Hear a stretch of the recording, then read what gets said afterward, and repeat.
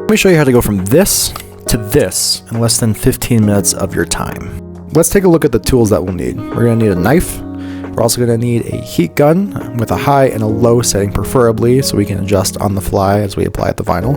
We're going to need a pair of scissors. We're also going to need a squeegee to apply the vinyl to the fronts of the emblem, some rubbing alcohol for cleaning, and some air tint. This is from Vivid, and I'll have it linked in the description. Oh, and we'll also need a rag to clean with.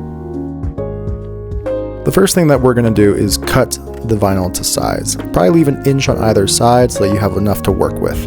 Leave it on your hood for now while we prep the rest.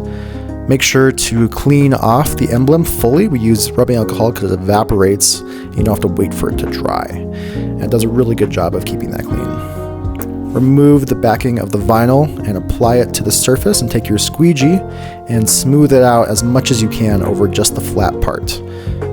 Now what we're going to do next is we're going to take our heat gun and we're going to put some heat on this vinyl and stretch it. So we're going to pin it to the top of the bumper and at the bottom of the bumper. And you might be asking, why do you need to stretch the vinyl? Well, I'll show you why here in a second. Detach the vinyl from the top and the bottom and watch what happens when I hit this with some heat. Did you see what happens? Because we stretched the vinyl earlier, when we reheated it again, it shrank around the curvature, allowing us to form it to the emblem really easily.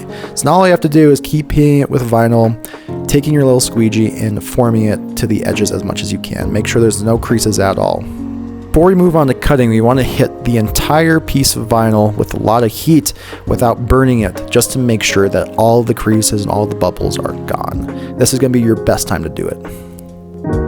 We're just going to grab our knife and cut around the edge. Make sure to be very careful not to scratch the gloss underneath it or use too much pressure.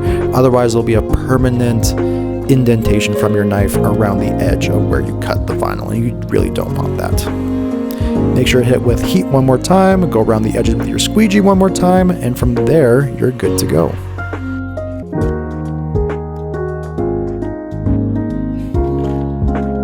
There's the final result. If you want to see more Mazda 3 content, make sure to subscribe, like, and comment, and I'll catch you in the next one.